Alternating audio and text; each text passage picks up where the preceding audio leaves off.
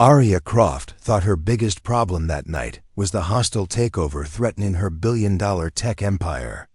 Walking through downtown Portland's financial district after a grueling board meeting, the 34-year-old CEO was completely focused on her phone when three masked men cornered her in a shadowy alley behind the Meridian Tower. Her designer heels, diamond watch, and luxury handbag made her the perfect target. What happened next would change everything. Shaw, a 29-year-old single father working double shifts as a hospital custodian, was taking his usual shortcut home when he heard her scream. He had no idea he was about to save the woman who'd unknowingly destroyed his career 3 years earlier. Armed with nothing but protective instincts and skills learned from years of martial arts classes at the local community center, Adine fought off all three attackers. But the real shock came when Arya discovered who her rescuer really was, and what her company had taken from him. Before we jump back in, tell us where you're tuning in from, and if this story touches you, make sure you're subscribed, because tomorrow I've saved something extra special for you.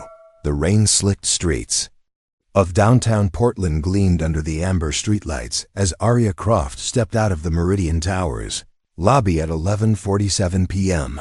Her Louboutin heels clicked against the wet pavement with each determined step, the sound echoing off the towering glass buildings that housed the city's financial elite. At 34, she commanded respect in boardrooms across the Pacific Northwest as the CEO of Quantum Dynamics, a tech company she'd built from a small startup into a billion-dollar empire specializing in artificial intelligence solutions. Tonight had been particularly brutal. The emergency board meeting had stretched on for hours as they discussed the hostile takeover bid from their biggest competitor, Titan Corp. Arya's fingers flew across her phone screen, responding to urgent emails from her legal team while simultaneously coordinating with her PR department to manage the media fallout. The stress was evident in the tight line of her shoulders and the way she unconsciously gripped her black Hermes handbag closer to her body. She'd dismissed her driver hours ago, thinking a walk through the familiar financial district would help clear her head. It was a decision she would soon regret. Lost in the digital crisis consuming her attention, Arya took what she thought was a shortcut toward the parking garage where her Tesla waited. Instead, she found herself turning down a narrow alley between two office buildings, the kind of forgotten urban space where delivery trucks unloaded during the day but became eerily deserted after dark. The first sign of danger came as footsteps that had been echoing her own suddenly multiplied. 3 shadows detached themselves from the recessed doorway of a defunct restaurant, their movements coordinated and predatory. The leader, a wiry man in a dark hoodie, stepped directly into her path while his companions flanked her from both sides, effectively cutting off any escape route. Well, the leader drawled, his voice carrying the confidence of someone who'd done this many times before. Look what we have here, a little lost lamb in designer clothing. Arya's blood ran cold as she took in the situation. Her heart hammered against her ribs as adrenaline flooded her system. But years of high-pressure business negotiations had taught her to keep her voice steady even when facing adversity. "I don't want any trouble," she said, her tone firm despite the terror clawing at her throat. "Take my purse, take my jewelry, just let me go." The second attacker, broader and more muscular than his leader, laughed darkly. "Oh, we'll be taking all of that, sweetheart. But first, we're going to have a little conversation about what other valuables you might be carrying. Corporate types like you always have more than meets the eye." The third man, silent until now, produced a knife that gleamed wickedly under the dim alley lighting. The sight of the weapon made Arya's knees weak, and she pressed her back against the cold brick wall behind her, her manicured fingers scraping against the rough surface as she searched desperately for something, anything, that could help her escape this nightmare. "Please," she whispered, hating how small her voice sounded. This was Arya Croft, the woman who'd stared down venture capitalists and board members without flinching. Reduced to begging in a dirty alley, I'll give you everything I have. My watch is worth 50,000. My purse has cash and credit cards. 50,000? The leader whistled appreciatively, stepping closer until she could smell the stale cigarettes on his breath. Seems like we hit the jackpot tonight, boys. Wonder what else Miss CEO here might be hiding. As the three men closed in, their intentions becoming horrifyingly clear, Arya realized with growing panic that her money and status meant nothing in this moment. The corporate armor she'd spent years building, the reputation that opened doors and commanded respect, was utterly useless against the raw violence threatening to destroy her. She was just another victim in a dark alley, and no amount of quarterly earnings or market share could save her now. The leader reached for her diamond-studded watch, his grimy fingers making contact with her wrist, when a calm voice cut through, the tension like a blade. I think the lady asked you to leave her alone. All four heads turned toward the mouth of the alley, where a figure stood silhouetted against the streetlight beyond. From Arya's position, she could only make out a man of average height and build, wearing what appeared to be work clothes and sneakers. Nothing about him screamed hero or savior, yet something in his posture suggested a quiet confidence that made the attackers pause.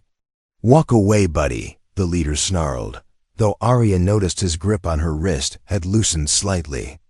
This doesn't concern you. The stranger stepped into the alley, and Arya could see him more clearly now. He appeared to be in his late 20s, with kind eyes and an unremarkable face that would blend into any crowd. His hospital scrubs suggested he worked in healthcare, and there was something gentle about his demeanor that seemed completely at odds with the dangerous situation unfolding. Actually, he said, his voice remaining unnaturally calm, I think it does concern me. See, I have a young daughter at home, and I'd want someone to help her if she was ever in trouble like this. The knife-wielding attacker stepped forward aggressively. Listen, hospital boy, unless you want to end up in your own emergency room, I suggest you turn around and forget you saw anything. What happened next would replay in Arya's memory for months to come, each detail crystal clear despite the chaos of the moment. The seemingly ordinary man moved with a fluid grace that spoke of years of training, his body shifting from gentle healthcare worker to something far more dangerous in the space of a heartbeat. The transformation was so complete and so sudden that for a moment, Arya wondered if she was witnessing the same person who had spoken so gently about his daughter. Ayihan Shah moved with the precision of a master craftsman, each motion deliberate and economical, wasting no energy on flashy techniques or unnecessary force. The knife-wielding attacker lunged first, his blade cutting through the air in a vicious arc aimed at Aiden's midsection. But Aiden was no longer where the blade expected to find him. He had shifted to the left with minimal movement, just enough to let the weapon pass harmlessly by, while simultaneously grabbing the attacker's extended wrist with both hands. The motion that followed was swift and brutal in its efficiency. A controlled twist that sent the knife clattering across the alley floor while its former owner dropped to his knees, his arm bent at an angle that made all present wince. Stay down, Aiden advised quietly, his voice still carrying that same gentle tone he'd used when mentioning his daughter. Your shoulder's dislocated, not broken. You'll heal if you don't do anything stupid. The leader and his remaining companion exchanged glances, clearly reassessing their situation. The man they'd dismissed as a harmless healthcare worker had just dismantled their armed partner in less than 3 seconds, and neither of them had even seen exactly how he'd done it. 2 against 1, the leader muttered, trying to convince himself as much as his companion. We can take him. They rushed Idan simultaneously from opposite sides, clearly hoping to overwhelm him with numbers and aggression. It was a sound strategy that might have worked against an ordinary person, but Aiden Shaw was proving to be anything but ordinary. He dropped low as they converged on him, sweeping the legs of the muscular attacker while simultaneously driving an elbow into the leader's solar plexus. The larger man hit the ground hard, the back of his head connecting with the pavement with a sickening thud that left him motionless but breathing. The leader, meanwhile, found himself gasping for air as his diaphragm spasmed from the precisely placed strike. He stumbled backward, clutching his chest and wheezing like a broken accordion. "I really don't want to hurt anyone else," Aidin said, straightening up and brushing dust from his scrubs with the same casual air someone might use after completing a routine task. "The police are already on their way. I called them when I first saw what was happening. If you run now, you might get away. If you stay, you'll be explaining this to detectives in about 5 minutes. 5 minutes. The leader, still struggling to breathe properly, looked at his 2 incapacitated companions and made the wise decision to preserve his own freedom. He stumbled toward the mouth of the alley, pausing only to shoot a venomous glare back at Aidin. Before disappearing into the Portland night, Arya stood frozen against the brick wall, her mind struggling to process what she'd just witnessed. The entire confrontation had lasted less than 2 minutes, and this unassuming man in hospital scrubs had dispatched 3 dangerous criminals with the casual efficiency of someone diffusing a minor workplace disagreement. Her hands shook as the adrenaline began to wear off, replaced by a gratitude so profound it made her knees weak. Preparing and narrating this story took us a lot of time, so if you are enjoying it, subscribe to our channel. It means a lot to us. Now back to the story. Are you hurt? Aidin asked, approaching her slowly with his hands visible, clearly aware that she might still be in shock. His eyes scanned her for injuries with what appeared to be professional competence, though his manner remained gentle and non-threatening. "I don't think so," Arya managed, her voice trembling despite her efforts to maintain composure. "How did you... where did you learn to do that?" A small smile played at the corners of Aidin's mouth.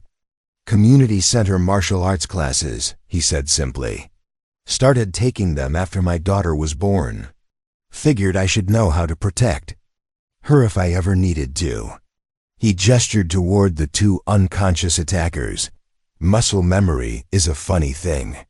Before Arya could respond, the distant sound of sirens began to echo off the surrounding buildings.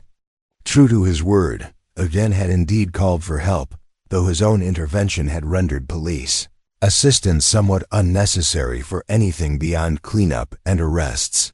"The police will want statements from both of us," Aidin continued, his tone practical and reassuring. "It might take a while. Do you need to call anyone? Family, maybe, or a driver?" Arya realized with a start that her phone had been clutched in her death grip throughout the entire ordeal. The screen showed 17 missed calls from her assistant, her legal team, and her head of security, all wondering where she'd disappeared. To after the board meeting. "I should probably let my people know I'm okay," she said, her voice growing stronger. "They'll be worried sick." As she began making the necessary calls, Arya found herself studying her rescuer more carefully. Aidin saw she'd heard one of the attackers use his name appeared to be exactly what he claimed, a healthcare worker finishing a late shift. His scrubs were clean but worn, suggesting regular use rather than costume, and there was a hospital ID badge clipped to his chest pocket. Everything about him screamed ordinary, working-class citizen, yet he'd just demonstrated skills that would have impressed military special forces. The police arrived exactly 4 minutes later, their flashing lights strobing across the alley walls as officers quickly secured the scene and began questioning witnesses.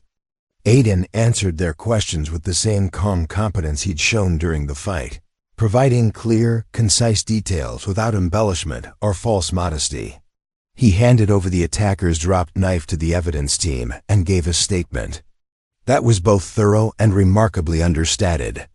"I saw the lady in distress and intervened," he told Detective Morrison, a grizzled veteran who clearly appreciated straightforward answers. The 3 suspects made threatening gestures. One was armed with a blade, and I used reasonable force to neutralize the immediate danger. "Reasonable force?" Detective Morrison raised an eyebrow as paramedics loaded the still unconscious muscular. Attacker into an ambulance. Sir, you put 2 grown men in the hospital and disarmed the third without sustaining so much as a scratch. That's either exceptional luck or exceptional skill. Ayeden shrugged modestly. I take martial arts classes at the Burnside Community Center. Sensei Williams runs a good program. The police processing took nearly 2 hours, during which Arya found herself drawn into longer conversations with her rescuer than she'd initially expected.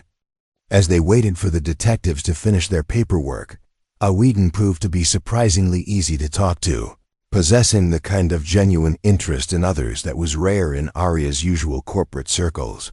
So you work at Portland General? She asked, noticing the hospital logo on his ID badge. Night shift custodial services, Ayeden confirmed without a trace of embarrassment. 7 p.m. to 7 a.m., 4 days a week.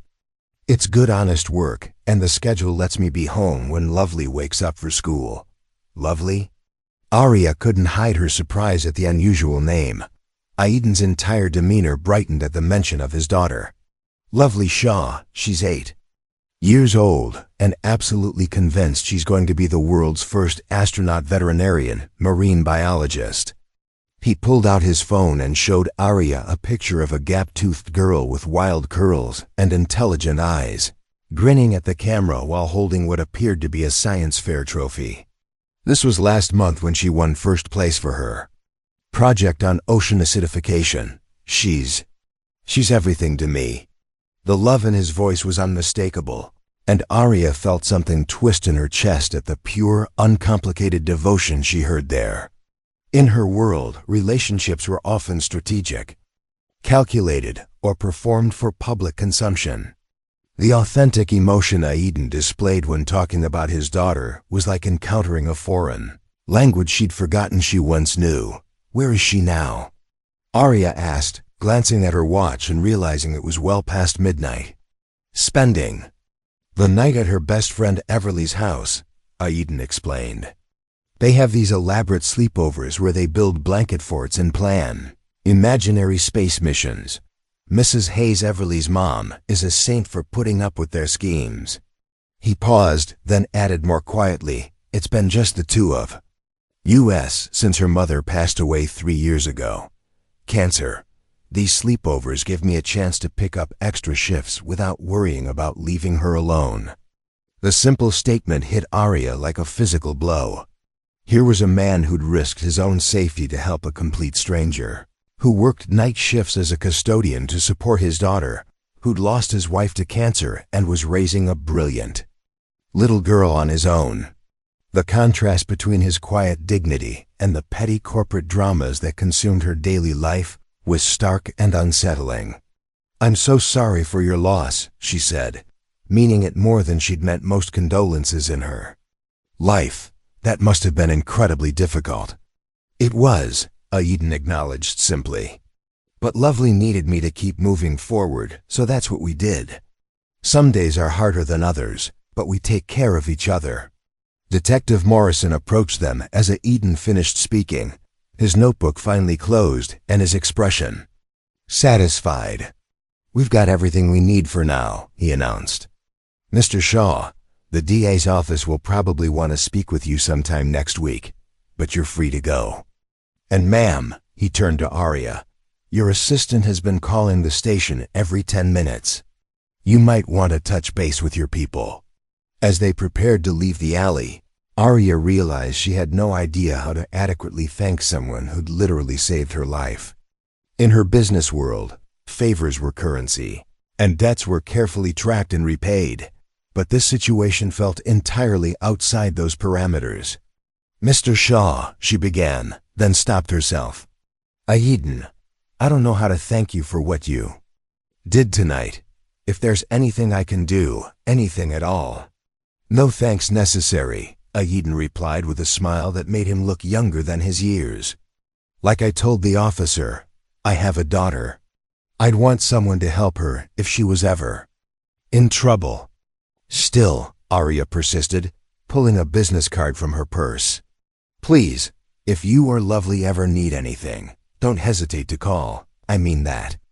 Whedon accepted the card politely, glancing at it briefly before slipping it into his pocket. If he was impressed by her title or company name, he didn't show it. "I appreciate that, Miss Croft. I hope the rest of your evening goes more smoothly." As Arya watched him walk away into the pre-dawn Portland streets, she found herself wondering about the man who'd saved her life. What kind of person worked as a hospital custodian, but fought like a trained bodyguard? How did someone maintain such grace and kindness while dealing with personal tragedy and financial struggles? And why did she feel like she just encountered something rare and valuable that she didn't fully understand? Her driver arrived 20 minutes later, full of apologies and concern, but Arya barely heard his worried questions. She spent the ride back to her penthouse apartment, staring out at the city lights and thinking about gap-toothed smiles, blanket fort sleepovers, and the quiet strength of a man who'd risked everything for a stranger, simply because it was the right thing to do. That night, Arya Croft, CEO of a billion-dollar company, master of complex negotiations, and commander of hundreds of employees, fell asleep thinking about the gentle way Aiden Shaw had spoken about his daughter, and wondering when she'd last felt that kind of uncomplicated love for anything or anyone in her own carefully constructed life. 3 days passed before curiosity finally overcame Arya's usual professional discretion. She'd found herself thinking about Aiden Shaw at the most unexpected moments during board meetings, while reviewing quarterly projections, even while negotiating the final terms of a major acquisition. The image of him moving with such lethal precision, followed immediately by his gentle smile when discussing his daughter, created a cognitive dissonance that her analytical mind couldn't resolve. Finally, during a rare quiet moment in her corner office overlooking the Willamette River, Arya did what she always did when faced with incomplete information. She researched. A few discreet inquiries to her head of human resources, combined with some careful database searches, began to paint a picture that made her stomach drop with each new detail. Aiden Michael Shaw, age 29, had indeed worked at Portland General Hospital for the past 3 years as a custodial services employee. But before that, according to his employment history, he'd been a senior software engineer at Quantum Dynamics, her own company. The realization hit her like a physical blow, and she immediately pulled his complete personnel file, her hands trembling slightly as she opened the digital folder. What she found made her lean back in her leather chair, a cold wave of nausea washing over her. Aiden Shaw had been hired 4 years ago as a mid-level programmer with impressive credentials from Portland State University and several smaller tech firms. His performance reviews were exemplary, filled with praise for his innovative thinking, collaborative spirit, and exceptional problem-solving abilities. His supervisor had recommended him for promotion to lead developer on multiple occasions. Then, 3 years ago, everything had changed. The file showed a series of increasingly desperate requests for flexible scheduling and family leave following his wife Sarah's cancer diagnosis. Aiden had asked to work remotely during her chemotherapy appointments, to adjust his hours around medical treatments, and to take extended unpaid leave during her final weeks. Each request had been denied by the department head at the time, Gerald Morrison, who had cited company policy about maintaining team cohesion and demonstrating commitment to corporate objectives. The final entry in Aiden's file was a termination notice, dated just 6 weeks after his wife's death. The reason given was excessive absenteeism and failure to meet performance standards during a critical project phase. Reading between the lines, Arya could see what had really happened. A grieving husband and new single father had been fired for missing work while caring for his dying wife and traumatized daughter. But the most damning detail was at the bottom of the termination paperwork. The decision had been approved and signed by the CEO, at the time Arya herself. She remembered the period vaguely, a chaotic stretch when Quantum Dynamics had been racing to complete a major software launch ahead of a competitor. She'd been working 18-hour days, sleeping in her office, and signing dozens of personnel actions without really reading them. Gerald Morrison had assured her that they were streamlining the workforce to focus on dedicated team members, and she'd trusted his judgment without investigating the individual cases. Now, staring at Aiden Shaw's termination paperwork with her own signature at the bottom, Arya felt physically ill. She destroyed the career of a brilliant engineer during the worst period of his life, forcing him into custodial work to support his daughter. The man who'd risked his life to save her had been ruined by her own careless disregard for the human. Cost of corporate efficiency. Her hands shaking, Arya continued reading. After leaving Quantum Dynamics, Aiden had applied to several other tech companies, but the termination for performance issues had made him essentially unemployable in his field. He'd taken the custodial job at Portland General because it was the only position he could find that offered health insurance for himself and Lovely, and because the night shift allowed him to be home when his daughter needed him most. The file also contained letters, dozens of them, that Aiden had written to various departments over the past 2 years, politely requesting reconsideration of his termination. He'd never asked for compensation or threatened legal action, merely wanted the opportunity to explain the circumstances and perhaps clear his record. Each letter had been filed away without response, lost in the bureaucratic machinery of a company that had moved on from what it considered a minor personnel decision. Arya's assistant knocked on her door, interrupting her horrified reading. "Ms. Croft? You have the Titan Corp strategy meeting in 10 minutes. Cancel it," Arya said without looking up from the screen. Cancel everything for the rest of the day. She spent the next several hours making discreet inquiries within her own company, trying to understand how such an injustice had occurred under her leadership. What she discovered was a pattern of callous decision-making by Gerald Morrison, who had systematically eliminated employees he deemed liability risks. Anyone dealing with family crises, health issues, or other personal challenges that might impact their dedication to the company. Morrison had been quietly forced out 18 months later for unrelated ethical violations, but the damage he'd done to people like Aiden Shaw had never been addressed. Dozens of employees had been terminated for reasons that would likely have been considered discriminatory if anyone had bothered to investigate. The weight of responsibility settled on Arya's shoulders like a lead blanket. She was the CEO. Everything that happened at Quantum Dynamics ultimately reflected her leadership, her values, her decisions. The fact that she'd been too busy to read termination paperwork didn't absolve her of responsibility. It made her complicity even worse. As the Portland sun set outside her office windows, Arya made a decision that would have surprised her board of directors and shocked her competitors. She was going to make this right, whatever it took. Aiden Shaw had saved her life, but more importantly, he'd been wronged by her company and deserved justice. The question was whether he would ever trust her enough to accept it. The next morning, Arya arrived at Portland General Hospital at 6:45 a.m., 15 minutes before Aiden's shift was scheduled to end. She'd spent most of the night awake, rehearsing various approaches and trying to anticipate his reaction to her revelations.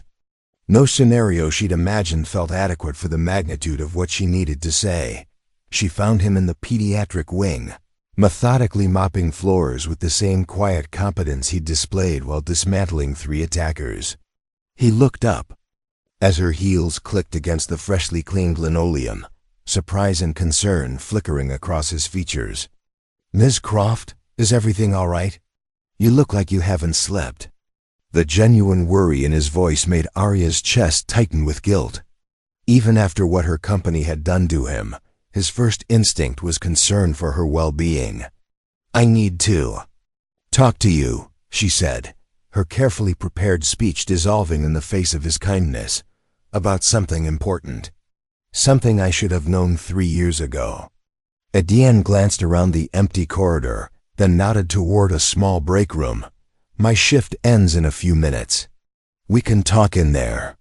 The break room was a modest space with vending machines, a microwave, and a handful of plastic chairs that had seen better decades.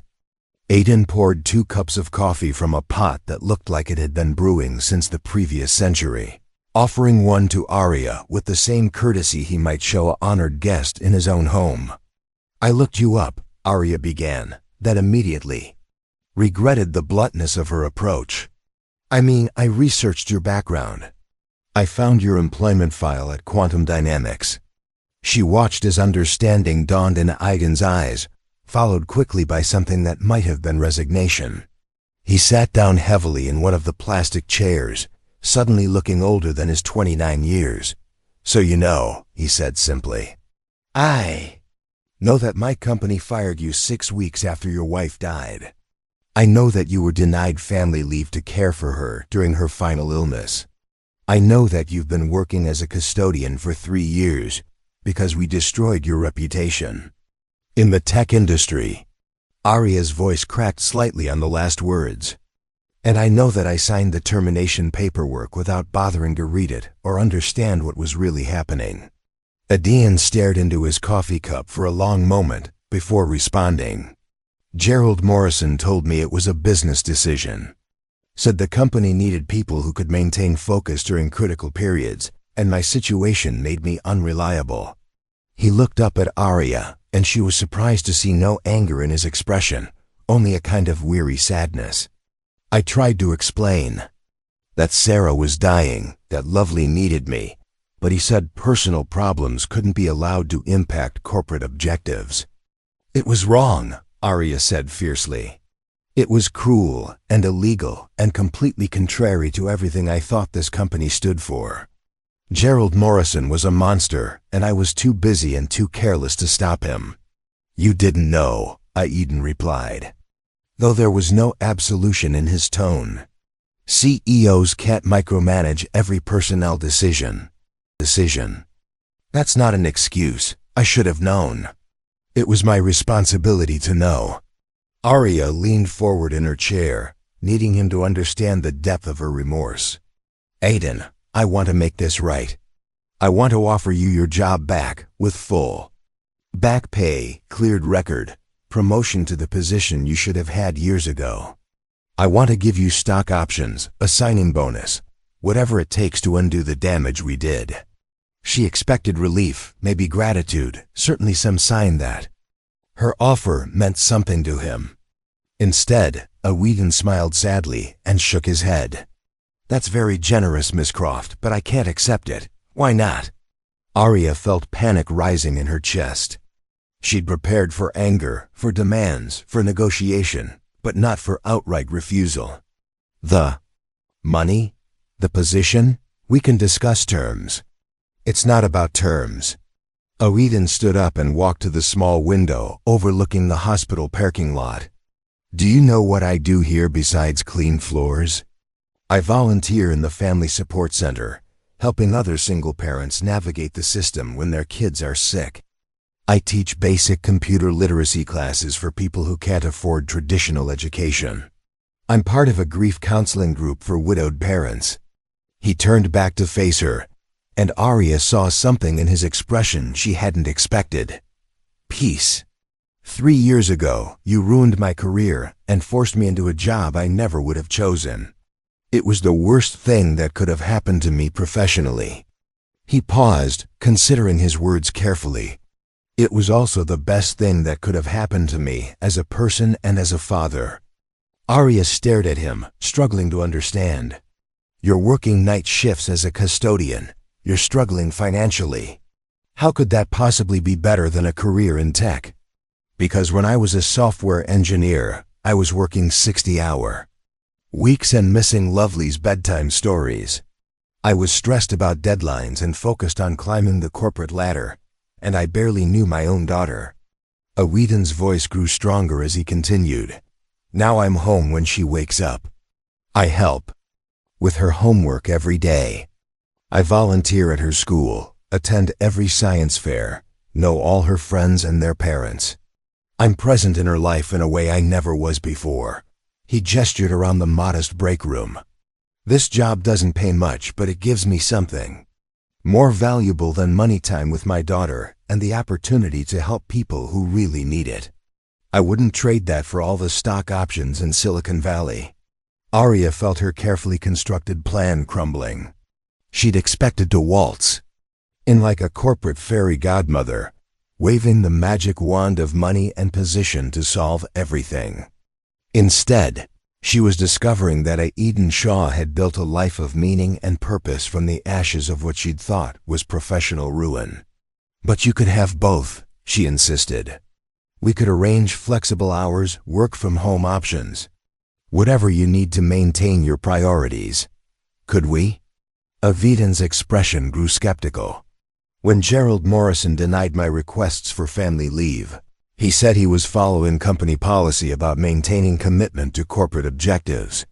Has that policy changed, or would I just be a special exception until the next crisis requires everyone to prove their dedication?" The question hit its mark with devastating accuracy. Arya realized she was asking him to trust a system that had already betrayed him once, based on nothing more than her promises that things would be different this time. "You're right," she admitted quietly. "I can't guarantee that corporate culture has changed enough to prevent this from happening again. But I can guarantee that I've changed. What happened to you opened my eyes to the human cost of the way we do business." Aiden studied her face for a long moment, clearly weighing her sincerity against his hard-won skepticism. "What exactly are you proposing, Miss Croft?" "I don't know yet," Arya confessed. "But I know that what happened to you was wrong, and I know that you're exactly the kind of person we should be fighting to keep, not throwing away. Give me a chance to figure out how to make this company worthy of employees like you." She pulled out her business card and wrote her personal cell phone number on the back. "Think about it. Take all the time you need. And if you decide to give us another chance, I promise you'll have direct access to me, not middle management who might forget what really matters." Aiden accepted the card, though his expression remained thoughtful rather than convinced. "I appreciate the offer, and I believe you mean it. But I need to consider what's best for Lovely, not just what might be best for my career." As Arya left the hospital, she realized that making amends for past wrongs was going to be far more complicated than she'd anticipated. Aiden Shaw had found dignity and purpose in circumstances that should have broken him, and she wasn't sure she had the right to ask him to risk that stability for the uncertain promise of corporate redemption. But she was certain of one thing. She was going to find a way to make this right, even if it meant fundamentally changing everything about how Quantum Dynamics treated its people. 2 weeks passed before Aiden called the number on Arya's business card. When her phone rang at 7:30 p.m. on a Tuesday evening, she was still in her office, reviewing proposals for the Titan Corp merger defense. But she answered immediately upon seeing the unfamiliar number. "Ms. Croft?" "It's Aiden Shaw. I've been thinking about our conversation." Arya's heart rate quickened, though she kept her voice carefully neutral. "I'm glad you called. Have you reached a decision?" "Not exactly. But I have a proposition of my own." There was a pause, and she could hear the sounds of a hospital in the background, distant conversations, the beep of monitors, the squeak of wheels on linoleum. "What if, instead of me coming back to work for Quantum Dynamics, we figured out a way for Quantum Dynamics to do better by people like me?" The unexpected counteroffer caught Arya off guard. "I'm not sure I follow. Your company isn't the only tech firm that treats employees like disposable resources," Aiden continued. "What if we created something that actually helped working parents, people dealing with family crises, employees who need flexibility to handle life's unexpected challenges? Not just at Quantum Dynamics, but industry-wide." Arya leaned back in her chair, intrigued despite her confusion.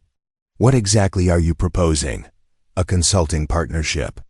I help you develop policies and programs that support work-life balance, family emergencies, and employee well-being. You get the benefit of my technical background and my first-hand experience of what happens when companies get it wrong." In return, I maintain my current schedule and priorities while contributing to something meaningful." The idea was so unexpected that Arya found herself speechless for several seconds. She'd been prepared to negotiate salary, benefits, and position. Titles, not to reinvent how her entire industry approached human resources. "You'd be willing to consult for the company that fired you?" she asked finally. "I'd be willing to help prevent other families from going through what Lovely and I experienced," Aiden corrected. "There's a difference." That conversation led to a series of coffee meetings over the following month, during which Aiden and Arya developed what they eventually called the Sustainable Success Initiative. It was an ambitious program designed to prove that companies could maintain high performance while genuinely supporting employees through life's inevitable challenges. The project started small, with Aiden reviewing existing quantum dynamics policies and identifying the gaps that had allowed Gerald Morrison's callous management style to flourish unchecked. His recommendations were both practical and revolutionary: mandatory family leave policies that couldn't be overridden by department heads, flexible scheduling options that didn't penalize employees for using them, and performance evaluation systems that considered long-term contribution rather than short-term availability. "The problem isn't that companies can't afford to be humane," Aiden explained during one of their weekly strategy sessions in Arya's office. "It's that they've never calculated the true cost of inhumane policies. When you fire a skilled employee, like me, you lose years of institutional knowledge, training investment, and team cohesion. Then you spend months recruiting and training a replacement who may or may not work out." He pulled out a laptop, a refurbished model that had seen better days but ran efficiently, and showed her a spreadsheet he'd created during his spare time. "I analyzed public data from 50 tech companies over the past 5 years. The ones with the most generous family support policies also had the lowest turnover rates, highest employee satisfaction scores, and strongest long-term growth." Arya studied the data, her business instincts immediately recognizing the implications. "You're saying that treating employees well isn't just ethically right, it's financially smart." "Exactly. But most executives never see these numbers because the costs of poor policy are distributed across multiple departments and timeframes. HR sees the recruitment expenses, managers deal with knowledge gaps, and accounting tracks the training costs. But nobody connects them to the original decision to prioritize short-term productivity over long-term stability." Their collaboration quickly evolved beyond policy review into active implementation. Arya gave Aiden access to anonymized employee data and authorized him to conduct confidential interviews with staff members who'd faced family crises while working at Quantum Dynamics. What he discovered was both heartbreaking and illuminating. Sarah Martinez from the marketing department had nearly quit when her father was diagnosed with Alzheimer's, but stayed only because a sympathetic supervisor had quietly arranged for her to work remotely 3 days a week. David Kim from software development had been passed over for promotion twice because he'd taken paternity leave after each of his children's births. Jennifer Foster from the legal team had been penalized on her performance review for missing work during her son's leukemia treatments, despite working from the hospital during her boy's chemotherapy sessions. "These are brilliant, dedicated people," Aiden told Arya after completing his interviews. "But they're all one family crisis away from being treated like I was. The policies exist on paper, but the corporate culture still punishes anyone who actually uses them." Together, they developed a pilot program that would test new approaches within selected departments. Aiden insisted on being involved in every aspect of the implementation, despite his non-traditional schedule. He attended video conferences from the hospital break room during his lunch hours, reviewed documents between cleaning shifts, and even gave presentations to department heads at 7 a.m., meetings that coincided with the end of his workday. The initial resistance from middle management was predictable and fierce. Department heads complained about the complexity of accommodating individual employee needs. Questioned the business justification for increased flexibility, and worried that generous policies would be abused by workers looking to slack off. This is exactly the thinking that needs to change, Aiden told a particularly skeptical group of directors during one heated meeting. You're assuming that employees will take advantage of support systems, when the reality is that most people want to do good work. They just need the freedom to handle life's emergencies without sacrificing their careers. To Arya's surprise, Aiden's authenticity and obvious expertise gradually won over even the most resistant managers. His combination of technical knowledge and real-world experience with corporate callousness gave him credibility that no consultant from a prestigious firm could have matched. Within 6 months, the pilot department showed measurable improvements in employee retention, job satisfaction, and productivity. More importantly, they began attracting talented candidates who'd specifically sought out quantum dynamics. Because of its reputation for supporting working families, the success led to company-wide implementation of the Sustainable Success Initiative, with Aiden serving as the program's architect and primary advocate. He negotiated a formal consulting contract that allowed him to maintain his hospital job while working 20 hours a week for Quantum Dynamics at a rate that dramatically improved his financial situation without compromising his availability for Lovely. You've created something remarkable here, Arya told him one evening as they reviewed quarterly metrics showing across the board improvements in employee satisfaction and retention. They were working in her office after hours, Lovely doing homework at the conference table while her father analyzed data on his laptop. We've created something remarkable, Aiden corrected, then glanced over at his daughter, who was constructing an elaborate volcano model for her earth science class. Though I think our most important project is still figuring out whether baking soda and vinegar can accurately simulate pyroclastic flow. Lovely looked up from her volcano with the serious expression of an 8-year-old scientist. Dad, Ms. Arya knows about business stuff. Maybe she knows about geological processes too. The easy inclusion of Arya in their family dynamic had developed naturally over months of collaboration. She'd begun timing their meetings to coincide with Lovely's after-school activities, had attended the girls' science fair as an enthusiastic spectator, and had even helped with a presentation about women in technology for Lovely's 3rd grade career day. Actually, Arya said, moving to examine the volcano model, I think the key to realistic pyroclastic flow is controlling the viscosity of your eruption mixture. Have you considered adding cornstarch to thicken it? The conversation that followed, involving detailed discussions of volcanic geology mixed with practical advice about science fair presentations, felt more natural and satisfying to Arya than most of her corporate negotiations. Watching Aiden help his daughter refine her hypotheses while simultaneously reviewing employee satisfaction surveys, she realized she was witnessing something she'd never experienced: the integration of meaningful work with authentic family life. Their professional partnership had evolved into something deeper, not romantic, but genuinely intimate in the way that shared purpose and mutual respect create lasting bonds. Arya found herself looking forward to their meetings not just for the business insights, but for the glimpses into a way of living that prioritized relationship and service over status and accumulation. The Sustainable Success Initiative was generating industry attention, with other tech companies requesting presentations about Quantum Dynamics' innovative approach to employee support.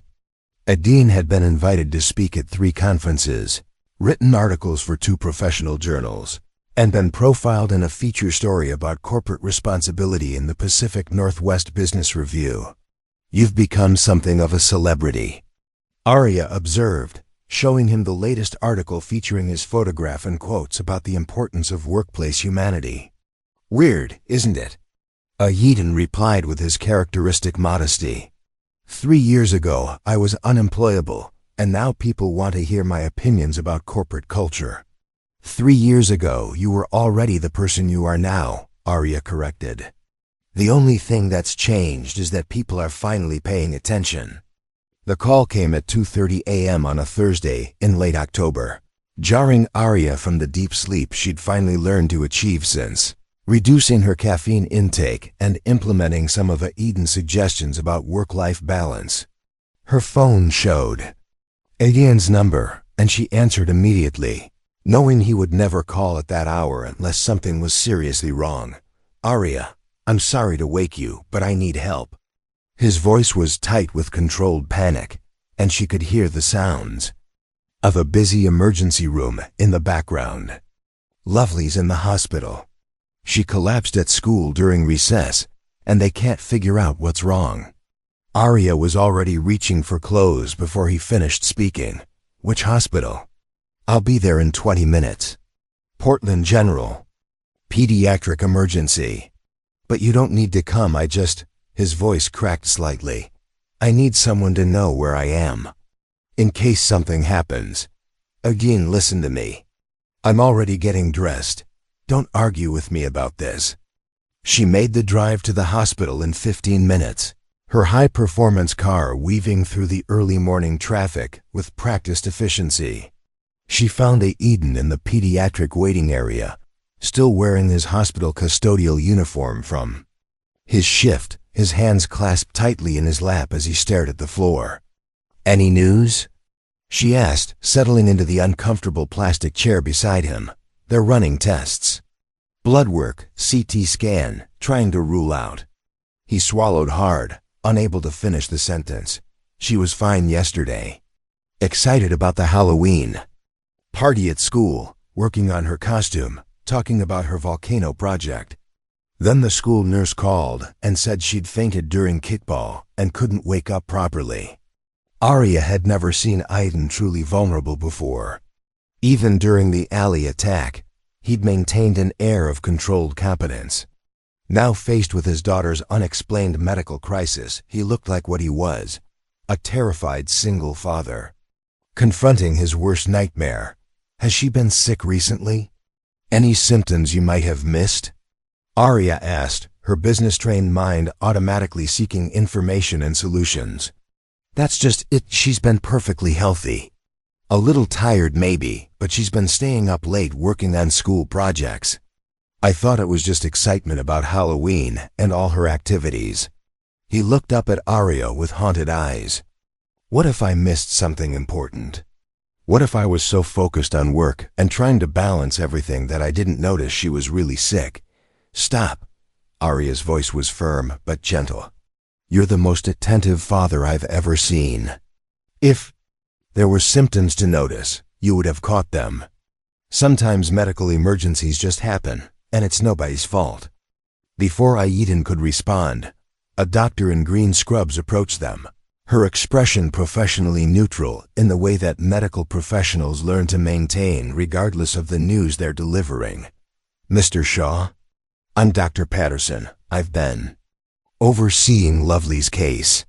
Eden stood up so quickly he nearly knocked over his chair. "Is she okay? What's wrong with her?" "The good news is that we've ruled out the most serious possibilities. No brain tumor, no meningitis, no major organ dysfunction. However, her blood work shows some concerning irregularities that we need to investigate further." Dr. Patterson pulled out a tablet and showed them a series of charts and numbers that meant nothing to Arya but clearly concerned the physician.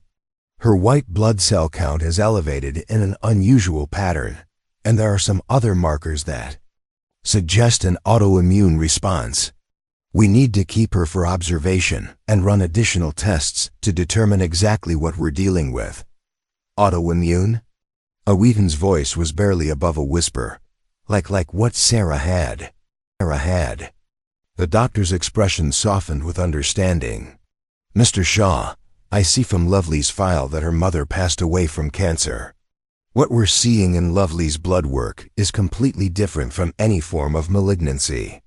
We're looking at something more like juvenile rheumatoid arthritis or possibly a treatable autoimmune condition." Treatable? Arya found herself speaking before she realized she'd intended to. What does that mean exactly? It means that if our preliminary diagnosis is correct, this is something we can manage with medication and lifestyle adjustments. Lovely would be able to live a completely normal life with proper treatment. Dr. Patterson looked between Aiden and Arya, clearly assuming they were a couple. The next few days will be crucial for determining the exact diagnosis and treatment plan. After the doctor left to check on other patients, Aiden sank back into his chair as if all the strength had drained from his body. "I can't lose her," he whispered. "I can't do this again." Arya reached over and took his hand, not caring about professional boundaries or appropriate behavior. "You're not going to lose her. The doctor said it's treatable, manageable. This isn't like what happened to Sarah. But what if the treatment is expensive? What if she needs specialists, medications that insurance doesn't cover? What if I can't afford to give her what she needs?" The financial panic in his voice was as raw as his medical fears. "I have decent insurance through the hospital, but there are always gaps, always things they don't cover." That's when Arya made a decision that would have shocked her board of directors and probably violated several corporate policies. "Aiden, listen to me. Whatever this costs, whatever she needs, I'll handle it. Specialists, medications, treatments money is not going to be an obstacle to Lovely getting the best possible care." He started to protest, but she cut him off. "You saved my life in that alley. More than that, you've helped me build something at Quantum Dynamics that I'm actually proud of. Let me do this. Let me help the way you helped me. I can't accept charity. It's not charity, it's family." The words slipped out before Arya could stop it, surprising them both with its accuracy. Over the months of working together, of sharing meals and attending school events, and building something meaningful, they had become family in all the ways that mattered.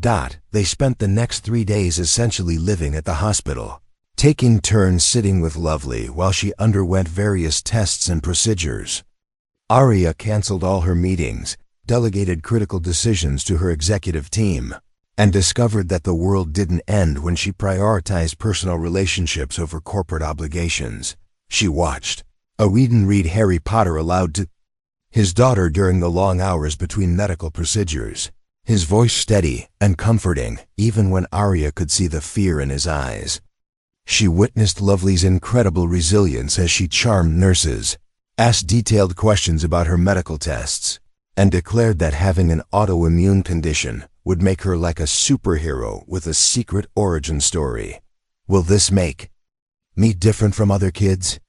Lovely asked Dr. Patterson during one of her check-ins. "It will make you someone who understands that bodies are complicated, and that taking care of yourself is important," the doctor replied.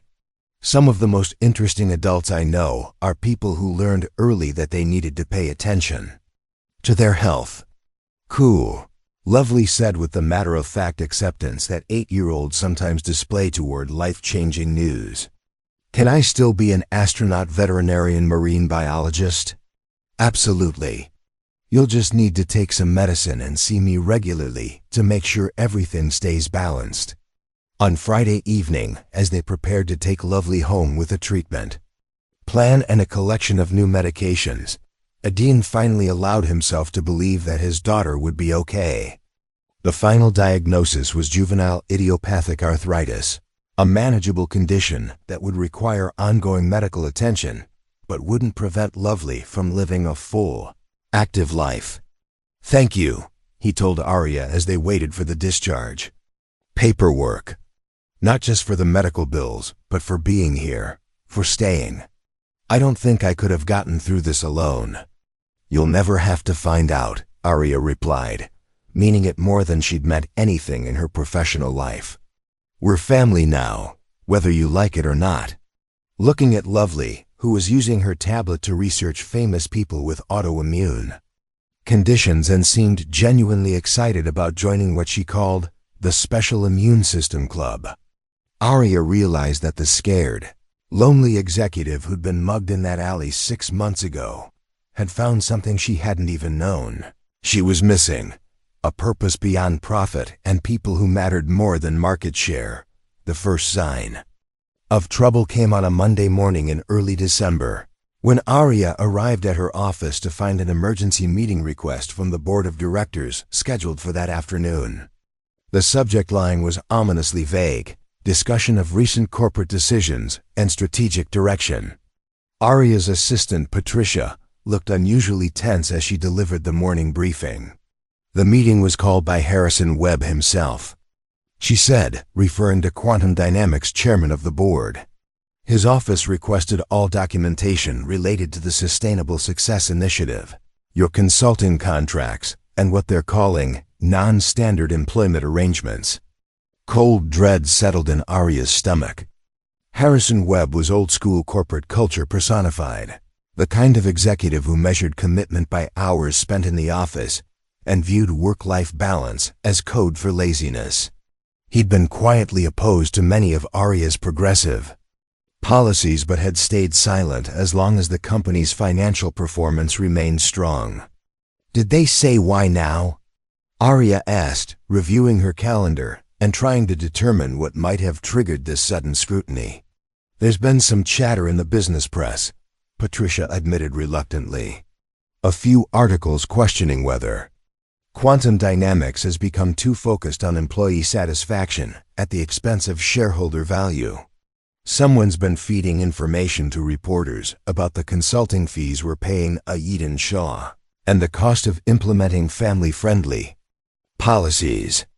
Arya spent the morning preparing for what she suspected would be a hostile interrogation, gathering data on employee retention, productivity metrics, and cost-benefit analyses that demonstrated the business value of treating workers humanely. But she had a sinking feeling that facts and figures wouldn't matter if the board had already decided to view her leadership as soft or misguided. The boardroom felt unusually cold when Arya entered at 2 p.m. sharp.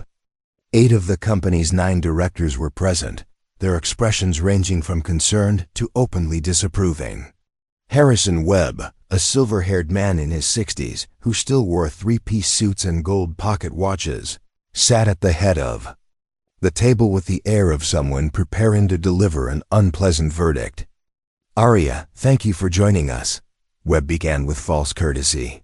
We've called this meeting to discuss some concerns that have been brought to our attention regarding recent changes in company culture and resource allocation. I'm happy to address any questions about our initiatives, Arya replied, maintaining her professional composure despite the obvious hostility in the room. The Sustainable Success Initiative has exceeded all our projected outcomes for employee satisfaction and retention. Yes, we've seen the internal metrics, interrupted Janet Morrison, the board's newest member and Gerald Morrison's sister. Arya felt her heart sink as she realized the personal nature of this attack.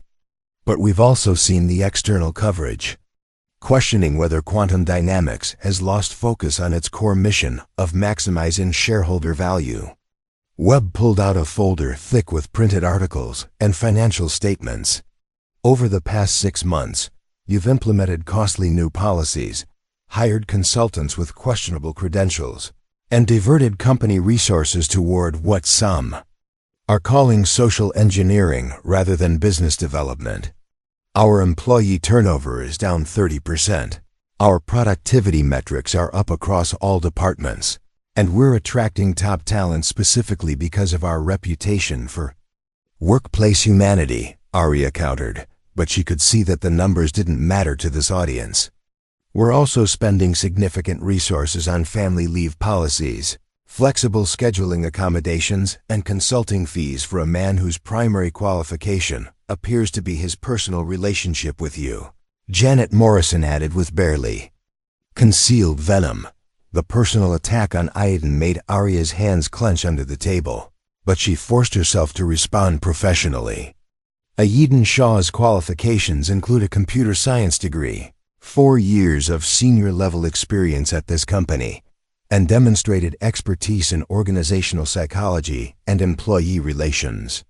His consulting work has generated measurable improvements in every department where it's been implemented, His consulting work has also generated significant media attention about your judgment and priorities, Webb said, sliding a newspaper across the table toward her. This morning's Business Herald includes speculation about inappropriate relationships between executives and consultants, questions about corporate governance, and suggestions that quantum dynamics has become more focused on charity work than competitive business practices. Arya scanned the article, her anger building with each paragraph. The piece was a hit job, filled with anonymous sources making unsubstantiated claims about corporate culture, excessive spending on employee benefits, and implied impropriety in her relationship with Eden. Whoever had fed information to the reporter had been careful to avoid specific accusations while creating maximum damage to both her reputation and the company's. This is a coordinated attack based on deliberately misleading information, Arya said firmly. Someone with access to internal financial data has been selectively leaking details to create a false narrative about our business priorities. Perhaps, Webb acknowledged, but the narrative is gaining traction among investors and industry analysts. Our stock price has dropped 12% since the first article appeared last week, and several major clients have expressed concerns about our stability and focus. The meeting continued for 2 more hours, with board members raising questions about every aspect of Arya's leadership over the past year. They questioned the wisdom of publicly championing family-friendly policies, criticized the resources devoted to employee satisfaction initiatives, and suggested that her personal involvement with Eden Shaw's family represented a conflict of interest that compromised her objectivity. The board feels that immediate action is necessary to restore investor confidence and refocus company priorities, Webb finally announced as the meeting drew to a close. We're implementing several changes, effective immediately. He handed Arya a formal document that felt like a dagger to her chest. The new directives included suspension of all consulting contracts pending review, implementation of traditional productivity metrics that would effectively punish employees who used family leave policies, and reassignment of the Sustainable Success Initiative to a cost-cutting committee charged with eliminating non-essential programs. You're dismantling everything we've built, Arya said, her professional composure finally cracking. You're going back to the same callous policies that drove away talented people like Eden Shaw in the first place. We're returning to proven business practices that prioritize shareholder value over social experimentation, Janet Morrison replied coldly. The board has lost confidence in your ability to maintain appropriate boundaries between personal relationships and corporate governance. Webb's final statement was delivered with the bureaucratic brutality that Arya had come to despise in corporate culture. Arya, you have 30 days to demonstrate measurable improvement in financial performance and investor confidence. If the board remains concerned about the company's direction at that time, we'll be forced to consider leadership changes. As Arya left the boardroom, she realized that she was facing the same kind of systematic attack that had destroyed Eden's career. 3 years earlier, someone with inside knowledge and personal motivation was using corporate politics and media manipulation to destroy everything they'd built together. The question was whether she could expose the real villain before they succeeded in dismantling not just her career, but the more humane approach to business that had become her life's most meaningful work. Arya spent the 3 days following the board meeting in a state of controlled fury, watching helplessly as the company she'd rebuilt began to crumble under the weight of manufactured controversy. The stock price continued to fall. 2 major clients had postponed contract renewals pending clarification of corporate direction, and 3 talented employees had already submitted resignations rather than work under the reinstated productivity mandates that penalized anyone who dared to use family leave policies. On Thursday evening, as she sat in her office reviewing termination letters and cost-cutting proposals that would gut everything meaningful about quantum dynamics culture, her phone rang. Eden's name appeared on the screen. and she answered with relief at hearing from someone who understood what they were losing. "How bad is it?" he asked without preamble. "Worse than I expected. They're not just rolling back the policies, they're actively punishing people who supported them."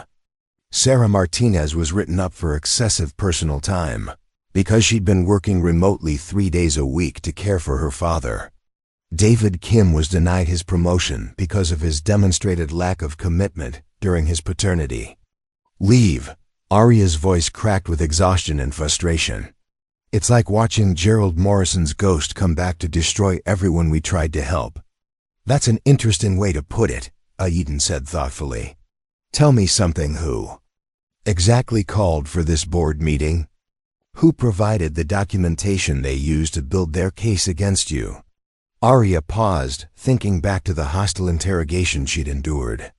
Harrison Webb called the meeting, but Janet Morrison seemed to have the most detailed information about our initiatives.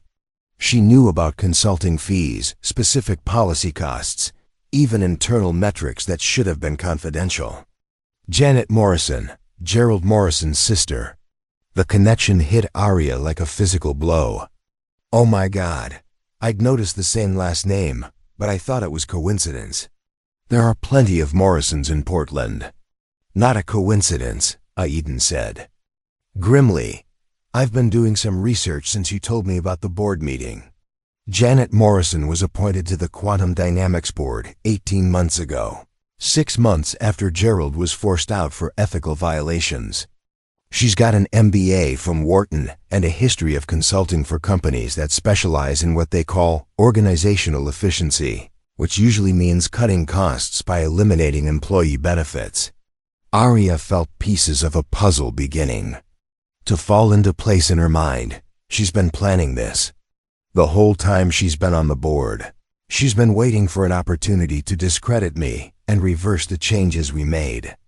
"More than that," Aiden continued, "I think she's been actively creating the opportunity. Someone's been feeding very specific information to reporters, information that could only come from board-level access to company finances and internal communications. And the timing of these leaks coincides perfectly with Janet Morrison's access to sensitive documents. But how do we prove it? Even if we're right, corporate espionage and media manipulation aren't exactly crimes unless we can demonstrate actual fraud or breach of fiduciary duty." "Leave that to me," Aiden said with a tone that reminded Aria of the man who dismantled 3 attackers in a dark alley. "I may be a hospital custodian now, but I still remember a few things about digital security and investigation techniques. Give me 48 hours. What Aiden didn't tell Aria was that he'd already been investigating for the past 3 days, using skills he'd developed during his software engineering career and connections he'd maintained in the tech security community. The moment he'd heard about the coordinated media attack, his instincts had told him that this was too sophisticated and too well-timed to be organic criticism. Working during his breaks at the hospital and after Lovely went to sleep, Aiden had begun tracing the digital breadcrumbs left by whoever was leaking information to reporters. It was meticulous work, requiring him to analyze patterns in news coverage, cross-reference publication timing with board meeting schedules, and identify the specific sources that reporters were citing in their articles about quantum dynamics. Breakthrough came when he realized that 3 different business journalists had published articles using almost identical language to describe the company's misguided focus on social engineering and excessive spending on employee satisfaction initiatives. The phrases were too specific and too unusual to be coincidental. Someone was providing reporters with ready-made talking points along with the leaked financial data, using techniques he'd learned during his engineering career. Aiden created a comprehensive timeline that showed the pattern of leaks, their correlation with Janet Morrison's access to specific documents, and the financial benefit that would accrue to anyone with advanced knowledge of the stock price manipulation that would result from negative coverage. But Aiden's most damning discovery came when he used his hospital access to Portland General's legal database, a resource available to all employees for personal legal research, to investigate Janet Morrison's business history. What he found there made him understand that this attack on Aria and quantum dynamics was part of a much larger pattern of corporate sabotage. Janet Morrison wasn't just Gerald Morrison's sister seeking revenge for her brother's termination. She was a professional corporate raider who specialized in infiltrating company boards, creating artificial crises that damaged stock prices, and then facilitating hostile takeovers by clients who bought distressed companies at below market values. Her consulting firm, Efficiency Solutions Partners, had been involved in similar scenarios at 4 other companies over the past 5 years, always following the same pattern: gain board access, identify progressive policies that could be portrayed as wasteful spending, orchestrate media campaigns to damage company reputation, and create conditions favorable for acquisition by her firm's clients. The most shocking revelation came when Aiden traced the ownership structure of Efficiency Solutions Partners and discovered that its primary investor was Titan Corp, the same company that had been attempting a hostile takeover of Quantum Dynamics. For the past year, Janet Morrison had been placed on the Quantum Dynamics board specifically to create the internal chaos that would make the company vulnerable to acquisition. Armed with this information, Whedon spent Friday night preparing a presentation that would expose the entire conspiracy. But he knew that simply presenting evidence to Aria wouldn't be enough. They needed to reveal the truth in a way that would be undeniable and public, protecting both Quantum Dynamics and its employees from future manipulation. Saturday morning, Aiden made a phone call that surprised everyone involved, including himself. He contacted Harrison Webb directly, using the personal number listed in the company directory, and requested an emergency meeting to discuss critical information relevant to recent board decisions. "Mr. Shaw, I'm not sure this is appropriate," Webb said when he answered the call. "The board has made its position clear regarding your consulting arrangement with the company. Mr. Webb, with respect, I think you're going to want to hear what I have to say before the board meeting on Monday. What I've discovered affects not just my consulting contract, but the integrity of the entire board and the future of the company."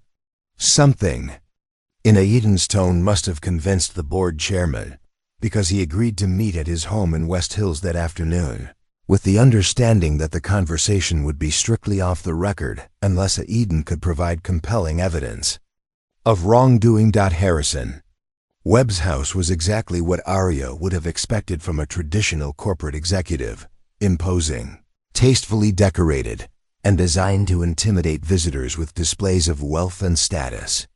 But when Webb answered the door, he looked older and more tired than Aiden remembered from company events, as if the stress of recent board decisions had taken a physical toll. "Thank you for agreeing to see me," Aiden began as they settled in Webb's wood-paneled study. "I know this is unusual, but I believe the board has been making decisions based on deliberately false information." "That's a serious accusation, Mr. Shaw. I hope you have evidence to support it."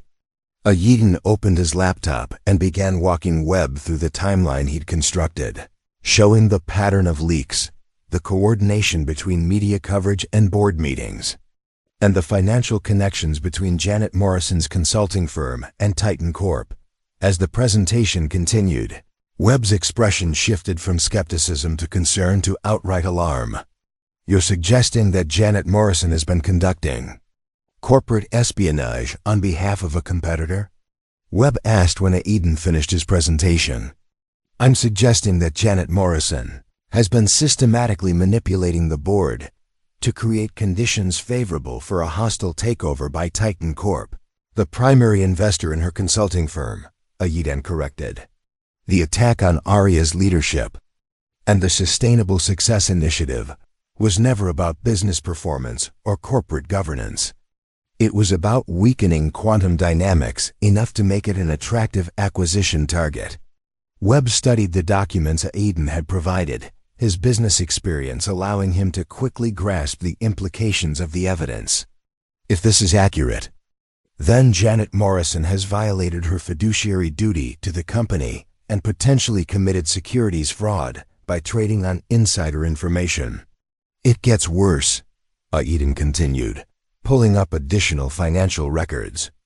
I traced the timing of the media leaks against stock trading patterns and found that someone with advanced knowledge of the negative coverage has been short-selling Quantum Dynamics stock immediately before each article was published. The profits from those trades exceed $2 million over the past 6 months. The revelation that board decisions had been manipulated for personal profit seemed to genuinely shock Webb, who had spent 40 years in corporate leadership and prided himself on maintaining ethical standards even when pursuing aggressive business strategies. Mr. Shaw, if what you're showing me is accurate, then I owe you and Ms. Croft a significant apology. The board has been responding to a manufactured crisis, and our decisions have damaged both the company and innocent employees. The damage can still be reversed, Eden said, but only if the board acts quickly to expose the truth and restore the policies that were making Quantum Dynamics a better place to work. Webb was quiet for several minutes, studying the evidence and clearly wrestling with the implications of having been manipulated by a colleague he'd trusted. Finally, he looked up at Eden with a mixture of respect and regret. How do you want to handle this, Mr. Shaw? We could present this evidence to law enforcement, or handle it internally through board action, or make it public through media disclosure. Each approach has different implications for the company and for everyone involved. I want to handle it the same way that Aria has always handled business decisions, Eden replied. Transparently, ethically, and with consideration for how our choices affect the people who depend on this company for their livelihoods. Sunday evening, Aria received a call from Harrison Webb that began with words she'd never expected to hear from the traditional board chairman. Aria, I owe you a profound apology, and I need your help to correct a serious injustice. The emergency board meeting on Monday morning was unlike anything in Quantum Dynamics corporate history. Webb opened the session by announcing that new evidence had emerged regarding the circumstances surrounding recent media coverage and board decisions, and that the company's general counsel would be presenting findings that affected the integrity of board governance. Janet Morrison appeared confident as the meeting began, clearly expecting another opportunity to advance her agenda of dismantling Aria's progressive policies. Her composure began to crack, however, as Webb methodically presented Aguillan's evidence, showing the timeline of leaks, the financial connections to Titan Corp., and the pattern of insider trading that had accompanied the media attacks. This is preposterous, Morrison protested when Webb finished his presentation. You're basing serious accusations on speculation and circumstantial evidence compiled by a disgruntled consultant who has obvious bias in favor of the current CEO. Actually, Webb replied calmly, we're basing these accusations on documented financial records, verified communication logs, and trading patterns that constitute prima facie evidence of securities fraud and breach of fiduciary duty.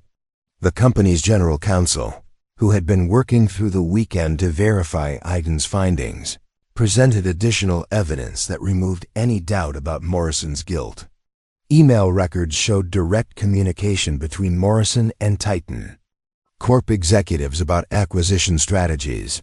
Financial documents proved that her consulting firm had profited from advanced knowledge of stock price movements, and phone logs confirmed coordination between Morrison and the journalists who had published damaging articles about Quantum Dynamics. The most damning evidence came when the general counsel revealed that Morrison had been secretly recording board meetings and sharing confidential information with Titan Corp. As part of their acquisition strategy. The recordings, which Morrison had intended to use as leverage against other board members, instead provided irrefutable proof of her systematic betrayal of her fiduciary responsibilities. Janet Morrison, you are hereby removed from the board of directors effective immediately, Webb announced with the authority of someone reclaiming control of his organization. Legal counsel will be filing complaints with the Securities and Exchange Commission and coordinating with law enforcement regarding potential criminal charges. As security personnel escorted Morrison from the building, Webb turned to address the remaining board members, his expression grave but determined. The board owes Ms. Croft and Mr. Shaw our sincere apologies for questioning their integrity and dismantling their valuable work based on fraudulent information. Our immediate priority is to restore the policies and programs that were making Quantum Dynamics a leader in employee relations and corporate responsibility. The formal vote to reinstate the Sustainable Success Initiative, restore Aiden's consulting contract, and publicly vindicate Aria's leadership was unanimous among the remaining board members. But more important than the corporate resolutions was the personal acknowledgement that came when Webb approached Aria after the meeting concluded. Ms. Croft, I've spent 40 years in business, and I've rarely encountered leadership as principled and effective as what you've demonstrated during this crisis. The board not only supports your continued leadership, but wants to expand your authority to implement the kind of corporate culture that makes companies truly successful in the long term. As news of Janet Morrison's removal and the exposure of the Titan Corp conspiracy began to spread, Aria realized that the attack designed to destroy her career had instead validated everything she and Aiden had been working to build. The truth had emerged not through corporate politics or media manipulation, but through the careful investigation and principled action of a man who had been discarded by the system and had chosen to fight for justice rather than revenge. That evening, as Aria sat in her office reviewing the restored policies and reinstated programs that represented months of collaborative work, she understood that the victory belonged not just to her and Aiden, but to every employee who would benefit from working in an environment that valued their humanity as much as their productivity. 1 year later, Aria Croft stood at the podium in the grand ballroom of the Portland Convention Center, looking out at an audience of more than 800 business leaders, human resources professionals, and employee advocates who had gathered for the inaugural Northwest Conference on Sustainable Corporate Culture. The event had grown far beyond anything she'd originally envisioned, drawing attendees from across the Pacific Northwest and beyond, all eager to learn about the revolutionary approach to employee relations that had transformed Quantum Dynamics from a typical tech company into an industry leader in both financial performance and workplace humanity. 18 months ago, I was mugged in a dark alley, Aria began, her voice carrying clearly through the packed ballroom. I thought my biggest problem that night was a hostile takeover threatening my company. I had no idea that getting lost in downtown Portland would lead me to find everything I'd been missing in my approach to leadership and life. In the front row, Aiden Shaw sat with Lovely, now 9 years old and serving as the conference's youngest official volunteer coordinator. She'd insisted on helping with registration, name tag distribution, and what she called making sure all the important business people remember to eat lunch. Her juvenile arthritis was well controlled with medication, and she'd recently been accepted into Portland's gifted program for students interested in science and technology.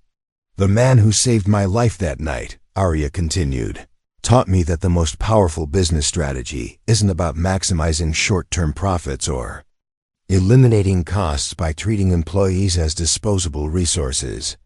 It's about recognizing that sustainable success comes from creating environments where people can thrive both professionally and personally. The past year had exceeded even Aria's most optimistic projections for what they could accomplish. Following Janet Morrison's removal from the board and the exposure of the Titan Corp conspiracy, Quantum Dynamics had experienced unprecedented growth in both financial performance and industry reputation. Employee turnover had dropped to historic lows. Productivity metrics showed consistent improvement across all departments, and the company had received recognition from the Portland Business Journal, the Pacific Northwest Technology Association, and the National Society for Human Resource Management for its innovative approach to workplace culture.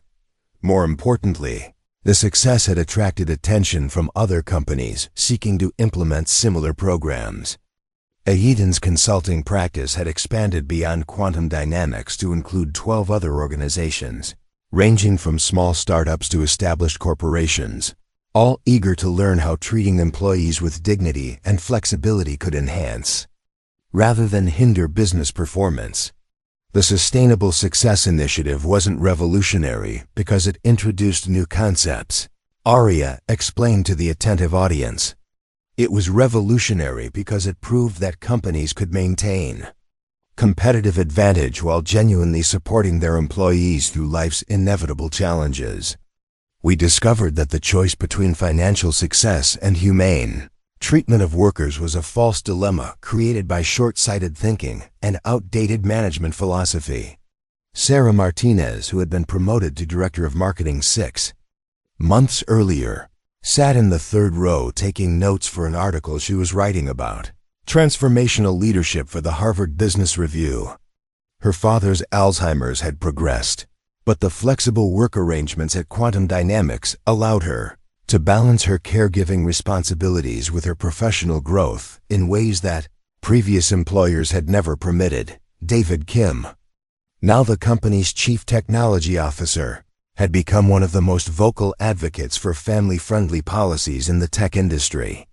His experience taking paternity leave without career penalties had inspired him to mentor other working fathers, and he'd recently launched an industry-wide initiative to normalize parental involvement in the workplace. Jennifer Foster from the legal team had left Quantum Dynamics 6 months earlier, but not because of dissatisfaction with the company culture.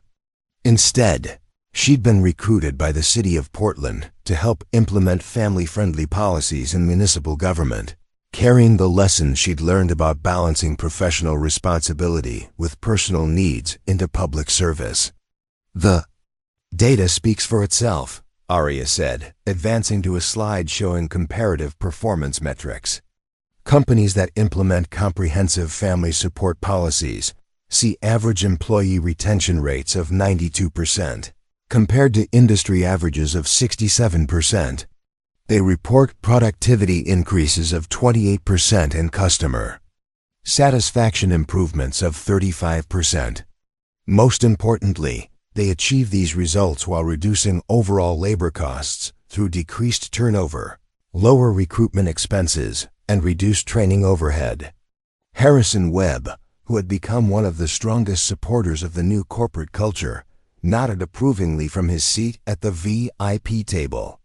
The past year had transformed him from a traditional executive focused primarily on quarterly earnings into an advocate for long-term sustainable business practices. He'd recently announced his intention to retire from the Quantum Dynamics board to pursue consulting work helping other companies transition away from outdated management approaches that prioritize short-term profits over long-term stability. But the most significant transformation, Aria continued, wasn't in our financial performance or our industry recognition. It was in our understanding of what business leadership really means in the 21st century. She clicked to a new slide showing photographs from the community outreach programs that had grown out of the Sustainable Success Initiative. Quantum Dynamics now sponsored coding boot camps for unemployed workers, provided technology literacy classes for seniors, and offered internship programs specifically designed for single parents who needed flexible schedules to balance work and family responsibilities. At the Burnside Community Center, where Aiden had first learned the martial arts skills that had saved Aria's life, had received a significant grant from Quantum Dynamics to expand its programs for working families. The center now offered after-school childcare, evening adult education classes, and weekend family workshops that brought together parents and children around shared learning experiences. Corporate social responsibility isn't something we do in addition to our business activities, Aria explained. It's integral to our business model, because we've learned that companies that genuinely care about their communities attract employees who genuinely care about their work. Lovely Shaw raised her hand from the front row, and Arya smiled as she recognized the young girl who had become something of a conference mascot. Yes, Lovely? Ms. Arya, can you tell everyone about the scholarship program? I think the business. People would like to know how helping kids like me helps the company too. The question brought warm laughter from the audience, but Arya treated it with the seriousness that Lovely's inquiries always deserved. Lovely is referring to the future. Leaders Scholarship Program at Quantum Dynamics, established in partnership with Portland State University and Portland Community College. We provide full tuition assistance for students from families affected by medical challenges, workplace discrimination, or economic hardship. She advanced to another slide showing graduation statistics and employment outcomes for scholarship recipients. 67% of our scholarship graduates have chosen to work for companies that prioritize family-friendly policies, and 43% have started their own businesses with similar values. We're not just changing how we do business, we're changing the expectations of the next generation of workers and leaders. The scholarship program had been Aidan's idea, born from his recognition that his own career struggles had stemmed partly from the lack of support systems for working parents in the tech industry. Rather than simply complaining about systemic problems, he proposed creating pathways for people facing similar challenges to develop skills and find opportunities in more supportive environments.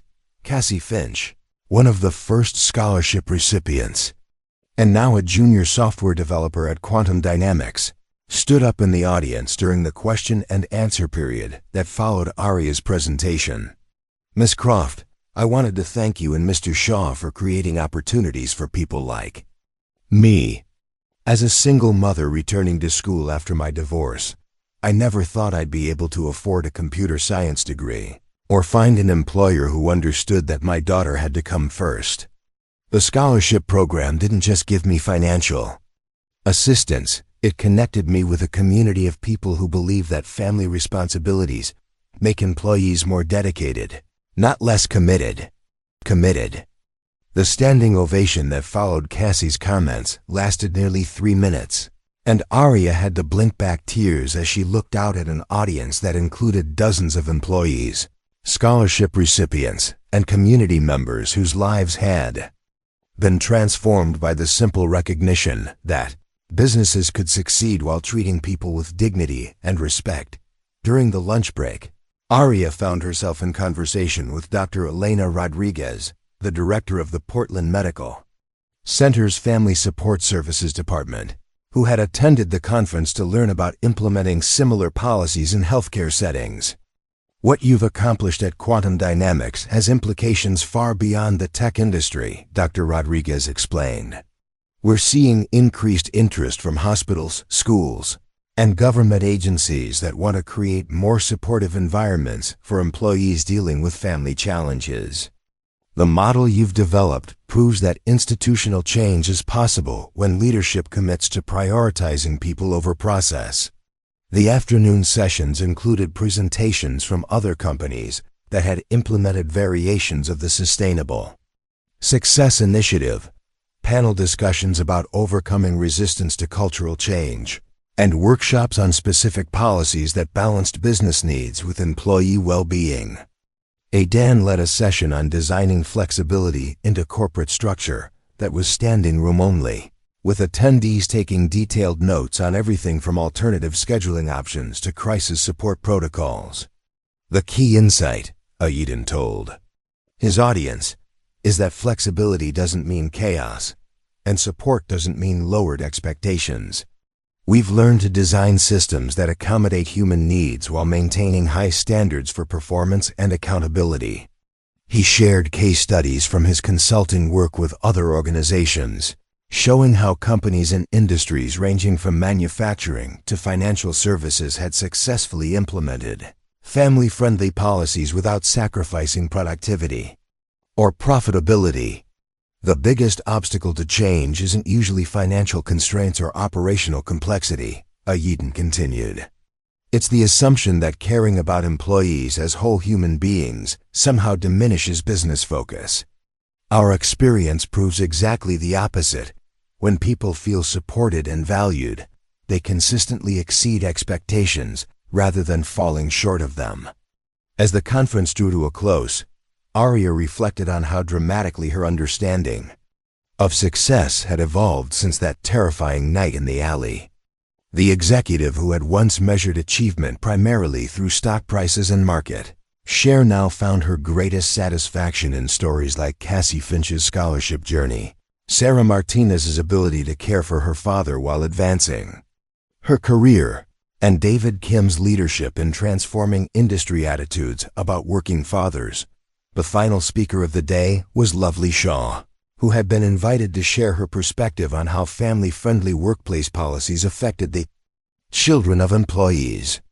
Standing at the podium with confidence that belied her 9 years, she addressed the business leaders with the same directness that had charmed Arya during their first meeting.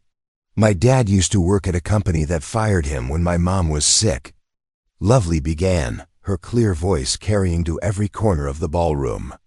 "That was really hard for our family, but it taught us something important. Companies that don't care about families aren't good places for anyone to work, even people who don't have kids." She looked directly at Arya, her expression serious and thoughtful. "When Ms. Arya started working with my dad to make quantum dynamics better for families, it didn't just help him. It helped me too, because I got to see what it looks like when adults work together to solve problems and take care of each other." The audience was completely silent, captivated by the young girl's perspective on corporate transformation. "I want to be a scientist when I grow up," Lovely continued, "but I also want to be a mom someday. The scholarship program and the family policies at Quantum Dynamics mean that I won't have to choose between having a career and having a family. That's really important for kids like me who have big dreams and also want to take care of the people we love." As Lovely concluded her remarks to thunderous applause, Arya understood that the most significant legacy of their work wouldn't be measured in quarterly earnings or industry awards, but in the changed expectations of young people who would grow up believing that businesses could be both successful and humane. That evening, after the conference attendees had dispersed and the convention center had returned to quiet, Arya, Aiden, and Lovely went to dinner at a small family restaurant in southeast Portland, the same type of neighborhood establishment where they'd shared their first meal together 18 months earlier. But everything about their circumstances had changed since that initial awkward conversation between a grateful CEO and a reluctant hero. "I've been thinking about what you said in your opening remarks," Aiden told Arya as they waited for their food to arrive. "About getting lost that night leading you to find what you'd been missing. I think the same thing happened to me, but in reverse." "What do you mean?" Arya asked, though she suspected she understood. "When Quantum Dynamics fired me, I thought I'd lost everything that mattered professionally. But working as a custodian, volunteering at the community center, focusing on being present for Lovely, those experiences taught me what actually matters in work and life. When we started collaborating on the Sustainable Success Initiative, I wasn't going back to my old career. I was bringing everything I'd learned about balancing achievement with meaning into something completely new." Lovely looked up from the elaborate castle she was building with sugar packets and napkins. "Dad, does this mean you're famous now? Because 3 people at the conference asked for your autograph. I think it means that people are finally paying attention to ideas that should have been obvious all along," Aiden replied with characteristic modesty. "It's not revolutionary to suggest that companies should treat employees like human beings instead of production units." "Maybe not revolutionary," Arya said, "but apparently it's rare enough to draw 800 people to a conference and generate interest from organizations across the country." The conversation was interrupted by their server, a young woman who recognized Arya from the day's media coverage of the conference. "Excuse me, aren't you the CEO who spoke at the convention center today? I saw the story on the evening news about the company that lets people take care of their families without losing their jobs." "That's right," Arya confirmed. Do you work somewhere that could benefit from family-friendly policies? I work 3 part-time jobs and I'm a full-time student, the server replied. None of my employers offer benefits or flexibility, so when my little brother was in the hospital last month, I almost had to drop out of school because I couldn't miss work to be with him. It would be amazing if more companies understood that. Employees have lives outside of work. After the server left to check on other tables, Lovely looked thoughtfully at the adults across from her. That lady reminds me of why this work is important. There are lots of families like ours who need companies to be more understanding. As they finished dinner and prepared to head home, Arya realized that the transformation she'd undergone wasn't just professional, it was fundamentally personal. The executive who had once defined herself entirely through corporate achievement now found her deepest satisfaction in relationships and community impact that extended far beyond quarterly earnings. You know what I've been thinking about lately? Arya said as they walked to their cars. That night in the alley, I was completely focused on a hostile takeover that threatened my company. I was terrified of losing control of something I'd built. But the real threat wasn't Titan Corp or any external competitor. It was the possibility that success without meaning would eventually become indistinguishable from failure. And now? Awigan asked. Now I wake up every morning, excited about the work we're doing and the people we're helping. The company is more successful than ever, but more importantly, it's become something I'm genuinely proud to lead. 6 months later, when Harvard Business School invited Arya to teach a semester-long course on sustainable leadership in the modern economy, she accepted on the condition that Aiden would serve as co-instructor. Their curriculum, which combined rigorous business analysis with real-world case studies of companies that had successfully implemented human-centered policies, became one of the most popular electives in the MBA program. Lovely Shaw, now 10 years old and already planning her path through high school advanced placement courses, often accompanied her father to campus when his teaching schedule overlapped with her school breaks. Students in the leadership course grew accustomed to having their most challenging questions answered by a precocious elementary school student who had lived through the transformation they were studying. The thing about sustainable leadership, Lovely told a group of MBA students during one memorable class session, is that it has to work for everyone, not just the people in charge. If your business success depends on making other people's lives harder, then you're probably not as smart as you think you are.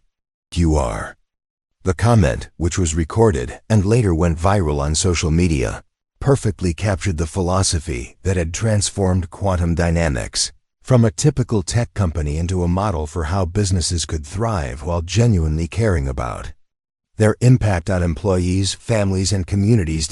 As Arya looked back on the 18 months since that terrifying night in a Portland alley, she understood that getting lost had indeed led her to find everything she'd been missing.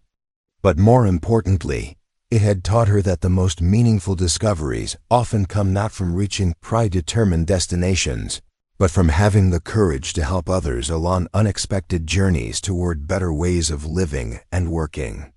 Together, the woman who had once measured her worth through stock prices and market dominance now knew that her greatest achievement was the simple recognition that businesses could succeed by treating people with the dignity, flexibility, and support that everyone deserved, not just during crises, but as a fundamental approach to creating sustainable prosperity for individuals, families, and communities. In the end, Arya Croft learned that being saved by a stranger in a dark alley was just the beginning of a transformation that would ultimately save not just her own understanding of leadership, but the lives and careers of countless others who would benefit from the revolutionary idea that success and humanity were not opposing forces, but complementary aspects of truly sustainable achievement.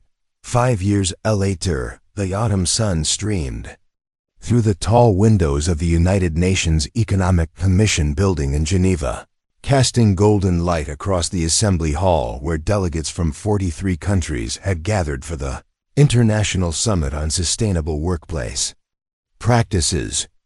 At the podium, Aria Croft concluded her keynote address to thunderous applause. But her attention was focused on two familiar faces in the front row of the audience.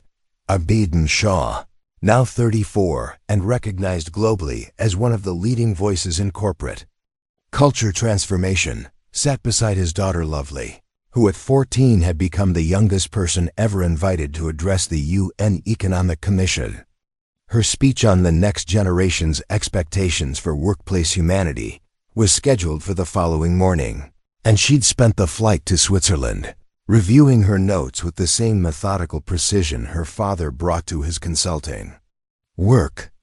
"Ladies and gentlemen," Aria said as the applause began to fade, 5 years ago, a single act of courage in a Portland alley set in motion changes that have now reached 43 countries and transformed the working lives of more than 2 million people. But the real measure of sustainable progress isn't found in statistics or international recognition. It's found in the stories of individuals whose lives have been fundamentally improved by the simple recognition that businesses can thrive while treating people with dignity. The summit represented the culmination of 5 years of work that had expanded far beyond what any of them had imagined possible.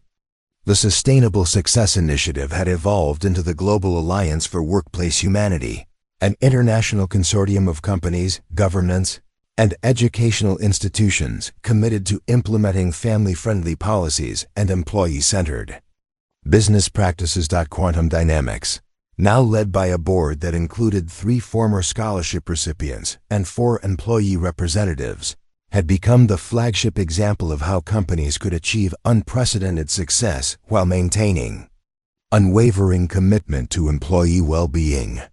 The company's market valuation had increased by 340% over the past 5 years, while employee turnover remained below 3% and customer satisfaction scores consistently exceeded industry benchmarks by more than 25 points. But the numbers, impressive as they were, told only part of the story. The real impact was visible in the lives of people like Aleta Rodriguez, the former hospital administrator who had used a quantum dynamics microgrant to start a consulting firm specializing in healthcare workplace reform, or James Park, a scholarship recipient who had founded a nonprofit organization providing technological literacy training for unemployed parents. After the formal session concluded, Aria found herself walking through the gardens outside the UN building with Aiden and Lovely, reflecting on how dramatically their lives had changed since that terrifying night in downtown Portland. Aiden had recently been appointed to the advisory board of the International Labor Organization, while maintaining his consulting practice and his part-time position at Portland General Hospital, a job he'd kept not from financial necessity, but because the night shift still allowed him to be present for Lovely's school activities, and because he'd grown to love the community of healthcare workers who had supported him during his most difficult years. "Dad," Lovely said as they paused, beside a fountain decorated with flags from the summit's participating nations, "do you ever think about what would have happened if you hadn't been walking home that night? If you hadn't heard Ms. Aria calling for help?" Aiden considered the question seriously, as he always did when his daughter asked about the pivotal moments that had shaped their family's trajectory. "I think about it sometimes," he admitted. "But I've learned that the most important decisions aren't usually the dramatic ones that change everything in a single moment. They're the small, daily choices to help when we can, to treat people with kindness, and to believe that things can be better than they are." "That's very philosophical, Mr. Shaw," Aria said with a smile that carried 5 years of shared challenges and achievements. "But I think Lovely's asking whether you believe in fate or coincidence." "I believe in preparation meeting opportunity," Aiden replied. "I'd been taking martial arts classes for years, not because I expected to fight off muggers, but because I wanted to be ready to protect my family if I ever needed to. You were walking through that alley not because destiny brought us together, but because you'd made the choice to stay late at work trying to save your company. The coincidence was just two people who were prepared to do difficult things when the situation required it. Lovely nodded thoughtfully, then looked at Arya with the penetrating gaze that had made her a favorite of business journalists and academic researchers studying generational attitudes toward work and family. Ms. Arya, when you speak at conferences, you always talk about that night as the moment everything changed. But what if it had been someone else who saved you? Someone who wasn't a fired employee with a brilliant daughter and revolutionary ideas about corporate culture. The question caught Arya off guard, forcing her to consider alternatives she'd never really examined. I suppose I would have been grateful for the rescue, but I probably wouldn't have learned the lessons that changed everything about how I understood leadership and success. She answered honestly. The transformation wasn't just about being saved. It was about being saved by someone whose story forced me to confront the human cost of corporate decisions I'd made, without thinking about their real-world impact. Exactly, Lovely said with satisfaction. So it wasn't really fate or coincidence. It was about two people who were ready to learn from each other when they met. And that's what makes the work you're doing now so important. You're helping other people become ready to learn and change, even if they never experience a dramatic moment like yours. As they walked back toward the hotel where they were staying, Arya reflected on how Lovely Shaw had evolved from the precocious 8-year-old she'd first met into a thoughtful teenager whose insights often surpassed those of the business leaders and policy experts who sought her father's counsel.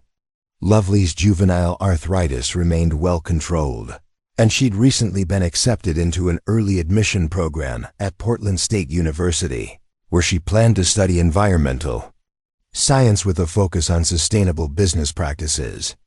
Speaking of learning and changing, Aiden said as they entered the hotel lobby, I got an interesting call this morning from the dean of the Harvard Business School. They want to establish a permanent center for sustainable leadership, and they've asked if we'd be willing to relocate to Cambridge to run it full-time. The offer represented recognition of how far their work had progressed from emergency consulting to reshape a single company's culture into a comprehensive academic and practical framework for transforming business practices across industries and cultures. But it also represented a choice that would require them to leave the Portland community that had supported them through their most difficult and most triumphant years. What did you tell them? Arya asked, though she suspected she already knew the answer. I told them we'd need to discuss it as a family, Aiden replied, glancing at Lovely with the conspiratorial smile they'd developed over years of making important decisions together. After all, this affects all of us, and the people we care about in Portland. Actually, Lovely said, pulling out her phone to show them an email she'd received that afternoon, I think I might have a solution to that problem. The International Youth Climate Action Network has asked me to be their North American coordinator. It's a position I could do from anywhere, and it would involve traveling to different cities to work with young people who are interested in environmental sustainability and social justice. She looked between the two adults who had become the anchors of her world, her expression combining teenage confidence with the wisdom that came from growing up in a family that had learned to turn challenges into opportunities. If we moved to Boston, I could coordinate youth programs on the East Coast while you two establish the center. Then, when I'm ready for college, we could move back to Portland so I can attend PSU and you can continue the work with the community that helped us become who we are. As they discussed the possibilities and implications of the Harvard offer, Arya realized that the most remarkable transformation of the past 5 years hadn't been the international recognition or the policy changes that had improved millions of working lives. It had been the evolution of 3 individuals who had learned to see their personal success as inseparable from their ability to create opportunities for others to thrive. The scared executive who had been mugged in a Portland alley, the grieving single father who had lost his career while caring for his dying wife, and the precocious little girl who had needed to understand why her family's world had been turned upside down, had all become people whose lives were defined not by what they had overcome, but by what they had chosen to build from the ashes of their individual struggles. That night, as Aria looked out at the lights of Geneva from her hotel room window, she understood that the story that had begun with violence and fear in a dark alley had become something far more powerful. Proof that ordinary people facing extraordinary challenges could choose to transform not just their own circumstances, but the entire systems that determined how millions of others experienced work, family, and the pursuit of meaningful success. Woman who had once defined herself entirely through corporate achievement now knew that her greatest legacy would be the simple demonstration that businesses could succeed by honoring the full humanity of everyone they employed, and that the courage to help a stranger in crisis could ultimately become the foundation for helping strangers around the world build better lives for themselves and their families. Up next, you've got 2 more standout stories right on your screen. If this one hit the mark, you won't want to pass these up. Just click and check them out. And don't forget to subscribe and turn on the notification bell so you don't miss any upload from us.